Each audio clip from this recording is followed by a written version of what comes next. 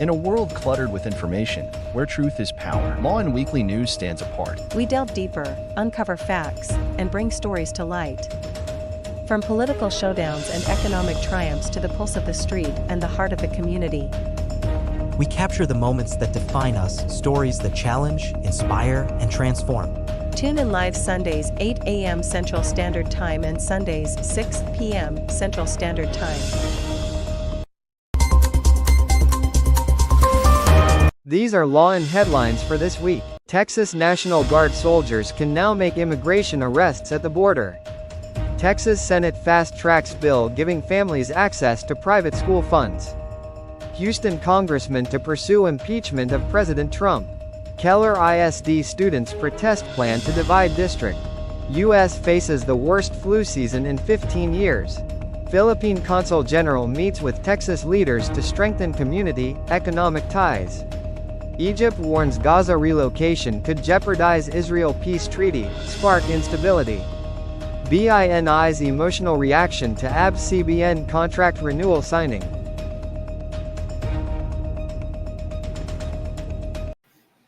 I am Neska. And I'm MJ. And tonight we bring you the latest stories in the United States of America. Especially in the great state of Texas. So sit back, relax, and let Lawin Weekly News be your guide to the news. Texas National Guard soldiers have been granted authority to make immigration arrests at the border under a new agreement signed between Governor Greg Abbott and U.S. Customs and Border Protection, or CBP. The agreement, which is part of Governor Abbott's ongoing commitment to enhancing border security, permits the Texas National Guard to participate actively in immigration enforcement. Abbott has consistently criticized federal immigration policies, asserting that states must take more decisive action to manage border security when federal measures fall short. Under the terms of the agreement, National Guard soldiers will undergo specialized training in immigration enforcement procedures. This training is designed to ensure that guardsmen are equipped with the necessary skills to handle immigration arrests properly and in accordance with the law. The new measure is part of Operation Lone Star, a state-led initiative aimed at addressing illegal immigration and drug trafficking along the Texas-Mexico border. CBP has been working closely with the Texas government to implement the agreement. The agency has stressed the importance of collaboration between federal and state authorities to manage border security more effectively.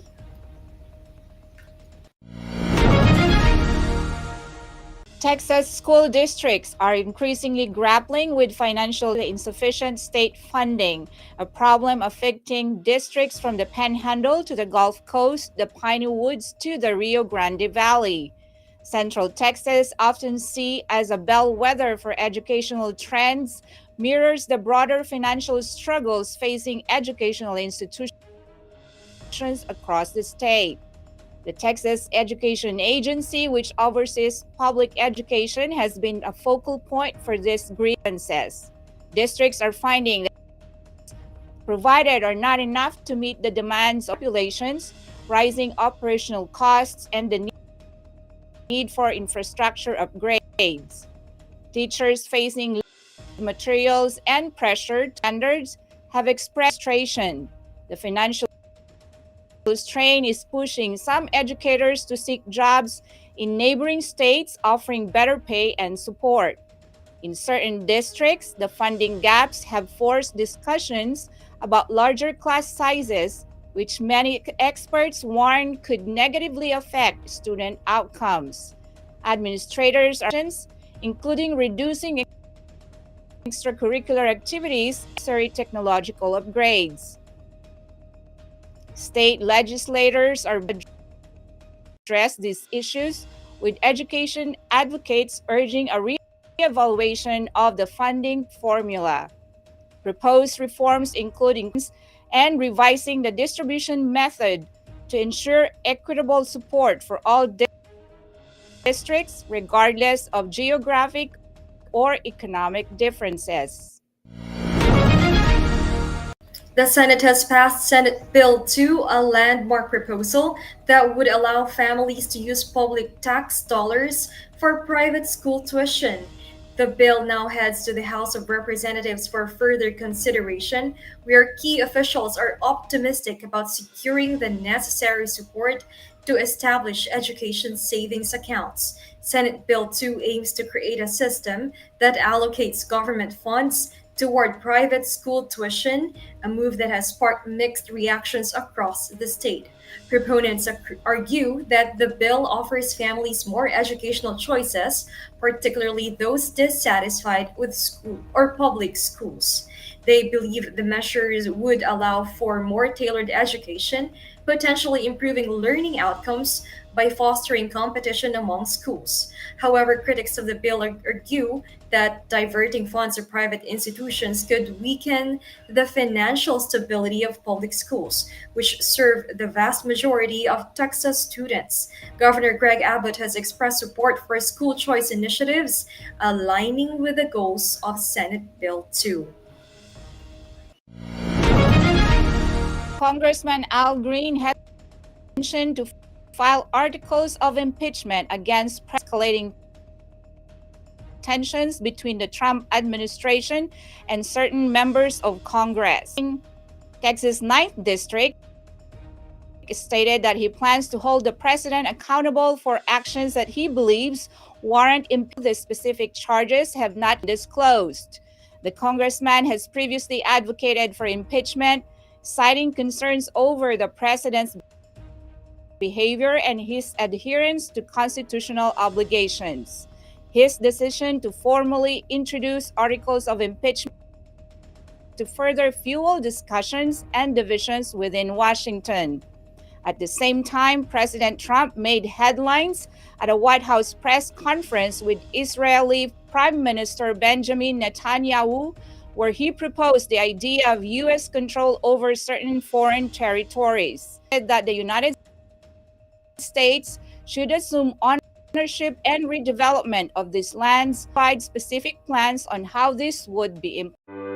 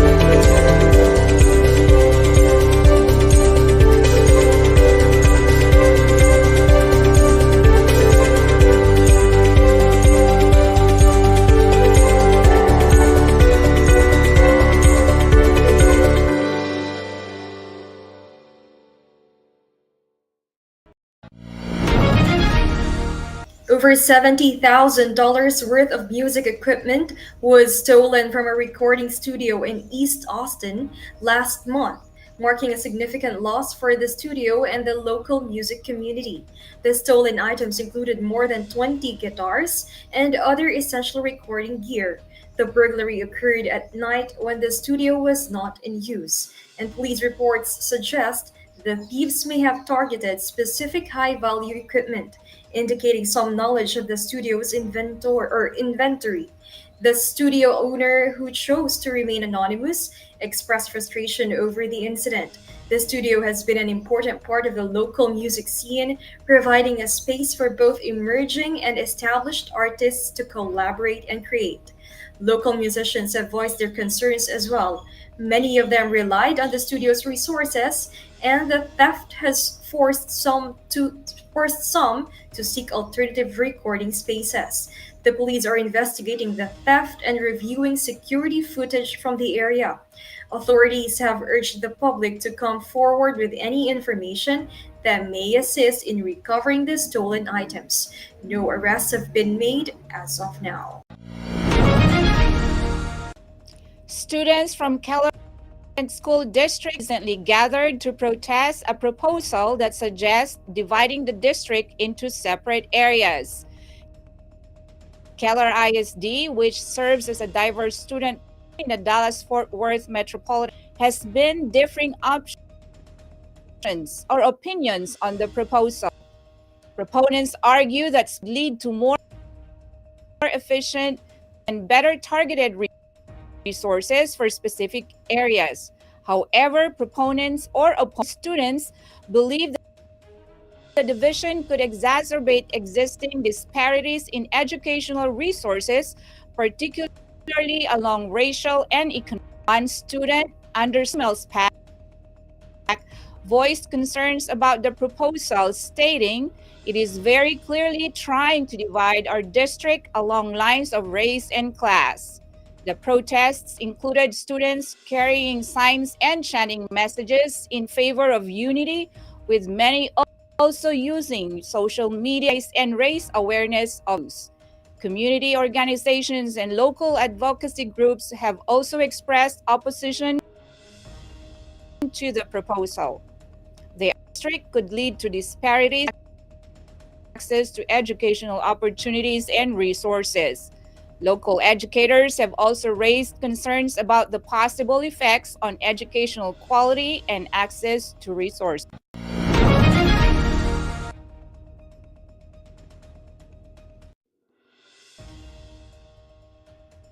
Other conditions that have increased the risk of brush fires. This decision follows the expiration of the previous burn ban on January 27, leaving the county without restrictions for a brief period. The current weather conditions are described as above normal dry, which officials say have heightened the potential for fires. The reinstatement of the ban is a precautionary measure aimed at reducing the risk of fire outbreaks. The burn ban prohibits all outdoor burning, including burning brush, debris, and other materials that could spark fires. Exceptions may be made for agricultural purposes, but these require special permissions from authorities. Fire officials are encouraging residents to adhere to fire safety guidelines, including clearing dry vegetation from around structures and ensuring access to water for emergencies.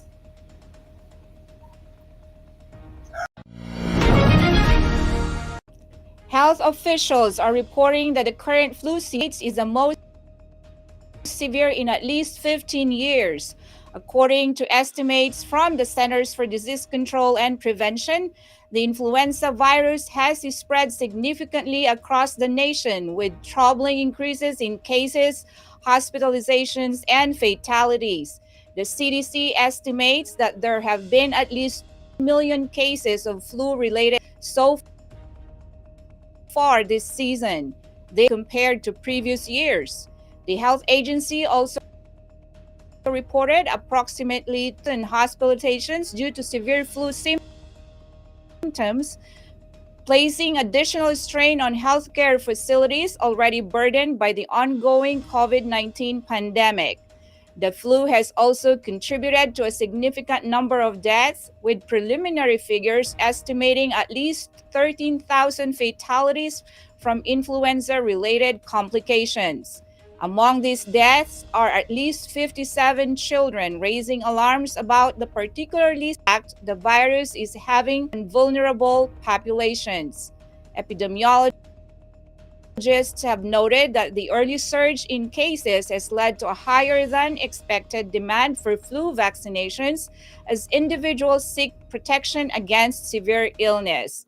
Health officials continue to emphasize of vaccination, especially for vulnerable groups such as the elderly, young children, pregnant women, and those with chronic health conditions. The CDC explained that the effectiveness of the vaccine can vary each year, like strain mutation. As a result, individuals who are vaccinated may still contract the flu, but the severity is typically reduced. In a world filled with fleeting moments, there's beauty waiting to be captured. My name is Christian, and I specialize in immortalizing your most precious memories. From elegant weddings to vibrant events and timeless portraits, I am here to make every moment unforgettable. Let me tell your story through the lens. Contact me today and let's create magic together.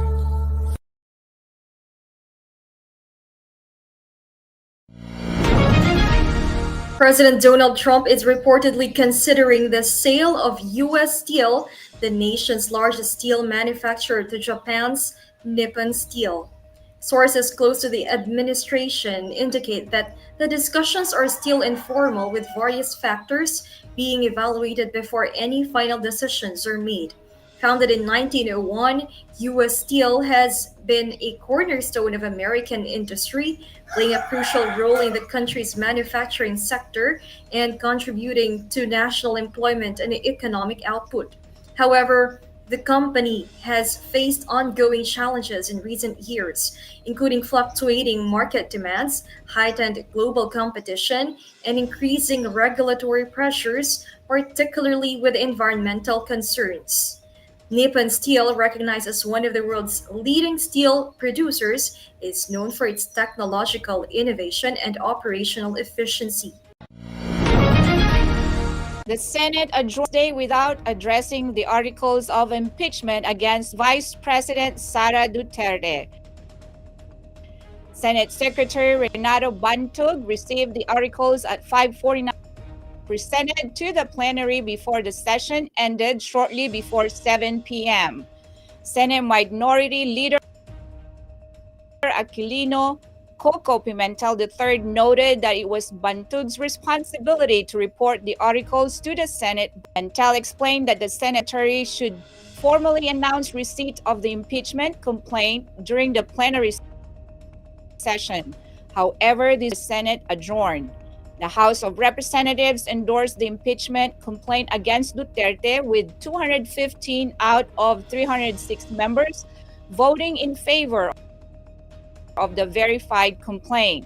Grounds for impeachment include allegations of culpable violation of betrayal of public trust, graft and corruption, and other high crimes. Specific allegations cited in the complaint include an alleged plot to assassinate President Ferdinand Bongbong Marcos Jr., his wife Lisa Araneta Marcos, and Speaker Martin Romualdez. The complaint also mentions her alleged misuse of confidential funds and failure to disclose all her properties in her statement of assets and liabilities. While the Senate has adjourned for a break and is set to resume on June 2, Pimentel suggested that the Senate could still act on the impeachment bid during the break if there is unanimous consent from all members. He emphasized rules could be waived under extraordinary circumstances, provided there are no objections. Egypt has raised concerns about President Donald Trump's proposed plan to relocate Palestinians from the Gaza Strip.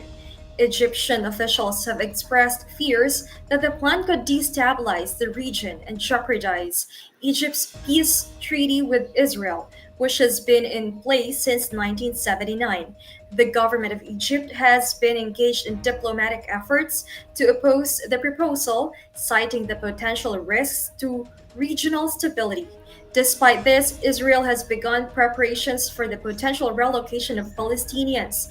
Israeli officials have indicated that the plan could lead to a more stable environment for both Israel and Palestinian population. Egypt has expressed a preference for alternatives to displacement, emphasizing the need for reconstruction and development in Gaza. Egyptian officials have called for renewed international efforts to address Gaza's humanitarian situation through aid and development initiatives rather than population relocation. Consul General, the Philippine Consulate General met with State Jen Nelson in Austin on February 3rd to discuss various matters concerning Filipino-American community in Texas and strengthening economic ties between the Philippines and the state. During the meeting, Salas and Nelson spoke about the notable success of the Filipino-American community in Texas, how immigrants choose to make the state their home. The Philippine Consulate General expressed its commitment to working closely with Secretary Nelson's office to further enhance economic relations between Texas and the Philippines. While in Austin, Consul General Salas also took the opportunity to engage with leaders and representatives from several local Filipino-American organizations, including the Philippine-American Chamber of Commerce Austin Region, the Austin Filipino-American Association, and the Filipino Young Professionals of Austin. Tune into Legal Treats with attorney Eileen Ligote Dizon every Friday 6:30 p.m. Central Time. Get your weekly dose of legal knowledge, especially on family matters like divorce, child custody, child support, estate planning, probate and immigration. Engage in discussion by posting your questions or comments during the show. See you every Friday at 6:30 p.m. Central Time. That would be Saturday at 8:30 a.m. Philippines.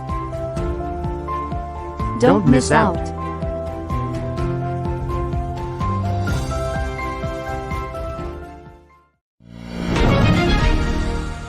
LeBron James made NBA history on Thursday night by becoming the oldest player to score 40 points in a single game.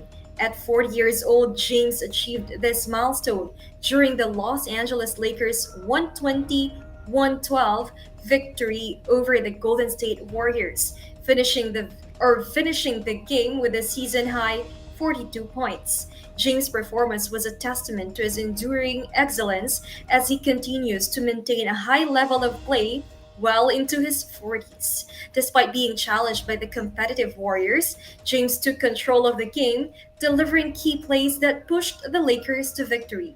James' latest record reinforces the evolving nature of professional sports. Athletes, through advanced training and recovery techniques, are now able to extend their careers well into their 30s. Las Pilipinas basketball team travel to Doha, Qatar next week as part of their preparation for the FIBA Asia Cup in Saudi Arabia. In Doha, the team will play against national teams from Qatar, Lebanon, and Egypt. These games will allow the coaching staff to rate the team's performance and refugees against diverse playing styles ahead of the Asia Cup. The absence of home crowd support presents a challenge that the team aims to address in order to prepare for the international competition. Head coach Chat Reyes and his staff are focused on using these friendly matches to assess individual performances and team cohesion. These games will also help refine tactical approaches and ensure the players are ready. The Qatar training camp is a part of the team's broader strategy to build in-game adaptability. Team management is confident that the experience gained in these friendlies will aid in the team's preparation for the FIBA Cup and other upcoming competitions. Blackpink's Jisoo and actor Park Jong-min have been cast in the highly anticipated South Korean television series Newtopia, blending elements of romance and the zombie apocalypse. Set to premiere on Feb 7 on the Coupang Play streaming platform in South Korea, Newtopia will also be available globally through Amazon Prime Video. The series follows Lee Jae-yoon, portrayed by Park Jong-min, a soldier caught amid a zombie outbreak during his military service. Jisoo plays Kang, his love interest, in a storyline that combines the high-stakes tension of a zombie apocalypse with a heartfelt romantic narrative. This series offers a unique fairy tale set against a tragic backdrop, exploring themes of resilience, hope, and survival in extraordinary circumstances. Jisoo, who has been expanding her acting career, is building on her previous role in Snowdrop, while Park Jong-min brings his acclaimed acting experience to the project. Directed by a team of seasoned creators with a track record of successful K-dramas, Newtopia is set to deliver both visually captivating special effects depicting the zombie apocalypse and an emotionally resonant love story. Girl recently renewed their contract with a signing ceremony held at the Dolphy Theater. The event reaffirmed their partnership with ABS Management Division, Star Magic, Star Music. The group, consisting of Joanna, Aya, Colette, Malloy, Gwen, Stacy, Mika, and Sheena, expressed deep gratitude for ABS-CBN for acknowledging the network's significant role in their growth. The 8 members also for their fans, known as Blooms, for their continuation.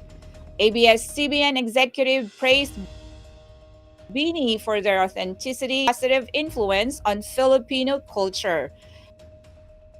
Looking ahead, Beanie is gearing up for several exciting projects.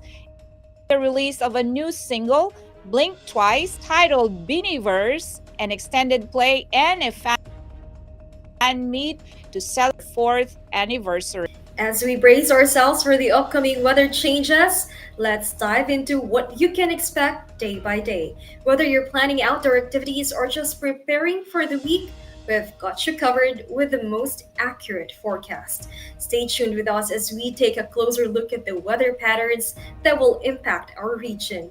Remember, here at Lawin Weekly News, we bring you the clearest skies to the stormiest forecasts. Here is your weather forecast in Houston, Texas from February 9th to 15th, 2025, brought to you by Lawin Weekly News.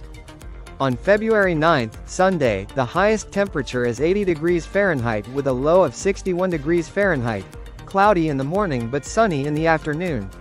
On February 10th, Monday, the highest temperature is 70 degrees Fahrenheit with a low of 66 degrees Fahrenheit, cloudy with occasional showers. On February 11th, Tuesday, the highest temperature is 76 degrees Fahrenheit with a low of 62 degrees Fahrenheit, cloudy with showers and potential severe thunderstorms in the afternoon. On February 12th, Wednesday, the highest temperature is 74 degrees Fahrenheit with a low of 52 degrees Fahrenheit, rainy throughout the day. On February 13th, Thursday, the highest temperature is 57 degrees Fahrenheit with a low of 48 degrees Fahrenheit, mostly cloudy, breezy, with passing showers. On February 14th, Friday, the highest temperature is 67 degrees Fahrenheit with a low of 65 degrees Fahrenheit, cloudy and milder. On February 15th, Saturday, the highest temperature is 75 degrees Fahrenheit with a low of 47 degrees Fahrenheit, cloudy with morning rain and strong thunderstorms in the afternoon. And this is Lawin Weekly weather forecast for Houston, Texas. So those were the latest stories in Texas this week. I am Nesca Centina. Sean from Lawin Media Network. Have a great day. Lawin Weekly News. Tune in live Sundays 8 a.m. Central Standard Time and Sundays 6 p.m. Central Standard Time. Lawin Weekly News.